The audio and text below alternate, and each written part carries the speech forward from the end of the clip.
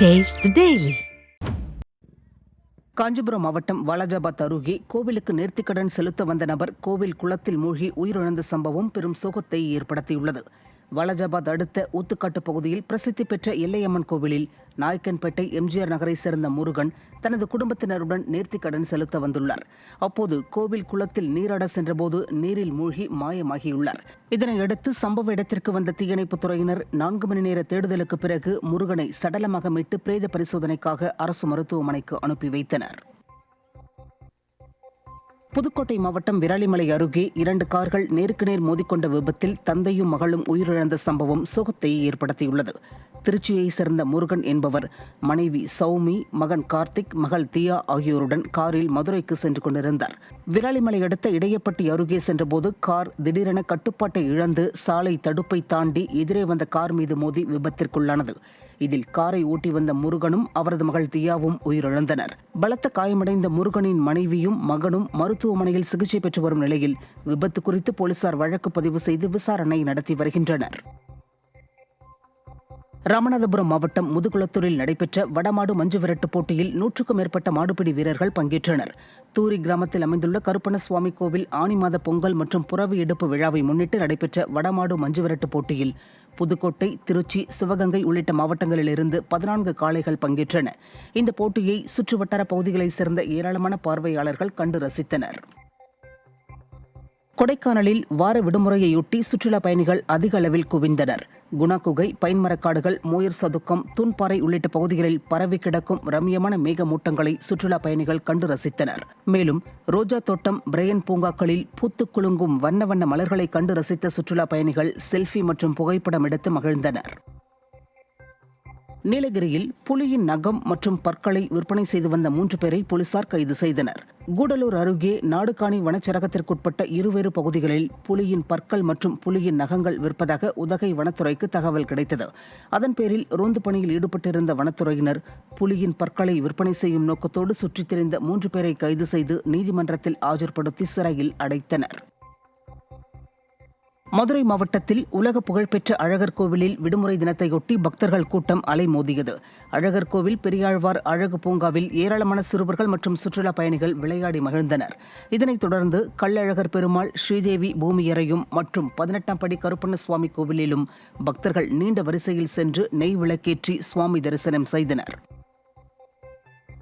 ஈரோடு மாவட்டம் பவானி சட்டமன்ற தொகுதியில் 10 லட்சம் ரூபாய் மதிப்பிலான வளர்ச்சித் திட்டப் பணிகளை முன்னாள் அமைச்சர் KC கருப்பண்ணன் தொடங்கி வைத்தார். அம்மாப்பேட்டை ஒன்றியம் குருவரெட்டியூர் ஊராட்சியில் கான்கிரீட் வீதி அமைத்தல், மழைநீர் வடிகால் உள்ளிட்ட வளர்ச்சிக்கான திட்டப்பணிகளை முன்னாள் அமைச்சரும் பவானி சட்டமன்ற தொகுதி உறுப்பினருமான KC கருப்பண்ணன் பூமி பூஜையுடன் தொடங்கி வைத்தார்.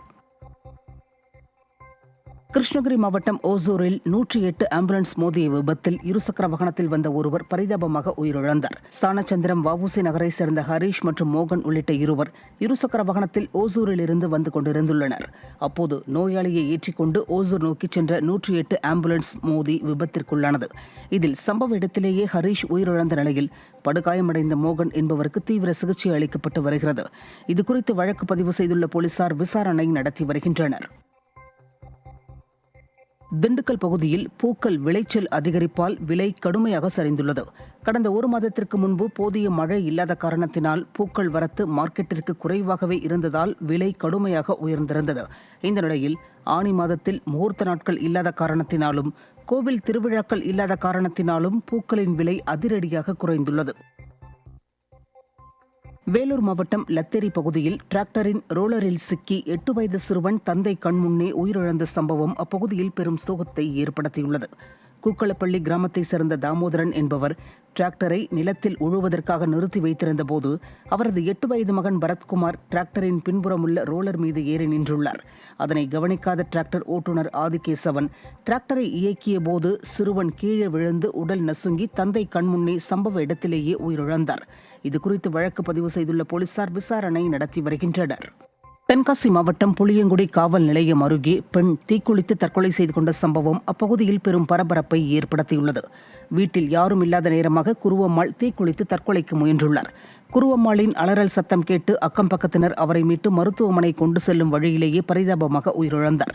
இதுகுறித்து வழக்கு பதிவு செய்த போலீசார் தற்கொலைக்கான காரணம் குறித்து விசாரித்து வருகின்றனர். திருப்பூர் மாவட்டம் பல்லடம் அருகே ஊராட்சி நிர்வாகம் ஓடையை சுத்தம் செய்யாததால் பொதுமக்களே ஓடையை சுத்தம் செய்தனர். ஆறுமுத்தாம்பாளையம் பஞ்சாயத்திற்குட்பட்ட சாய்குரு கார்டனில் உள்ள ஓடையை சுத்தம் செய்ய அப்பகுதி மக்கள் பலமுறை ஊராட்சி நிர்வாகத்திடம் கோரிக்கை வைத்தும் எந்தவித நடவடிக்கையும் ஊராட்சி நிர்வாகம் எடுக்கவில்லை என கூறப்படுகிறது. இதனால் ஆத்திரமடைந்த அப்பகுதி மக்கள் ஒன்று திரண்டு ஓடையை சுத்தம் செய்தனர். திண்டுக்கல் மாவட்டம் நத்தம் அருகே குட்டூர் பிரிவில் உள்ள சாலை தடுப்பில் சரக்கு வேன் மோதும் சிசிடிவி காட்சிகள் வெளியாகியுள்ளது.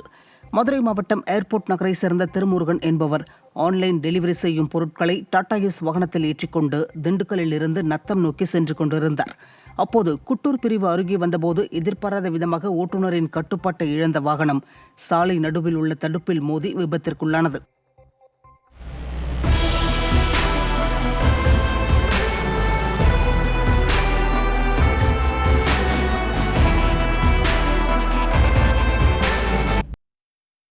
திண்டுக்கல் மாவட்டம் வத்தலக்குண்டு காவல் நிலையத்தில் திடீரென ஏற்பட்ட வெடிச்சத்தத்தால் காவலர்கள் அலறி அடித்து ஓடினர்.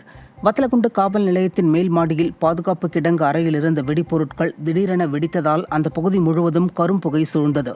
இதன் காரணமாக வத்தலக்குண்டு காவல் நிலையத்திற்குள் இருந்த காவலர்கள் அலறி அடித்து வெளியே ஓடினர். தருமபுரி மாவட்டம் ஏரியூர் அருகே நத்தம் பகுதியில் குடியிருந்து வரும் வீட்டிற்கு ஆட்சியர் பட்டா வழங்கிய 2 நாட்களில் வீட்டை தரைமட்டமாக்கிய கும்பலால் பரபரப்பு ஏற்பட்டுள்ளது. வத்தல்பட்டி கிராமத்தில் அரசுக்கு சொந்தமான நத்தம் புறம்போக்கு இடத்தில் வீடு இல்லாதவர்களுக்கு இடம் ஒதுக்கப்பட்டு கடந்த 25 ஆண்டுகளாக அங்கு குடியிருந்து வருகின்றனர். இதனிடையே ஏழுமலை என்பவருக்கு கடந்த வாரம் பட்டா வழங்கப்பட்டது. இந்த நிலையில் 10 பேர் கொண்ட கும்பல் இந்த நிலம் தங்களுக்கு சொந்தம் என கூறி ஏழுமலையின் குடிசை வீட்டை இடித்து தரைமட்டமாக்கிய சம்பவம் பெரும் அதிர்ச்சியை ஏற்படுத்தியுள்ளது. 25 வருஷமாக நாங்கள் இங்கே இருக்கிறோம். சமாபந்தின்னு சொல்லிட்டு ஒரு கலெக்டர் மீட்டிங் நடந்துச்சு. அதில் அம்மா போய் மனு கொடுத்து கலெக்டர் என்ன சொன்னாங்கன்னா, சரி அவங்களும் ஆப்போசிட் பார்ட்டி என்னன்னாங்க, அவங்களுக்கும் பாதி இதில் நிலத்தில் இடம் இருக்குது, உங்களுக்கு இருக்குது, அதனால் ஆளுக்கு பாதியை பிரிச்சிங்கன்னு சொல்லி கலெக்டர் மேடம் அனுப்பிச்சி விட்டாங்க. இப்போது நேற்று தாசில்தார் முனிசிபல் சார் அளக்கிறதுக்கு நிலம் அளக்கிறதுக்கு வந்தாங்க.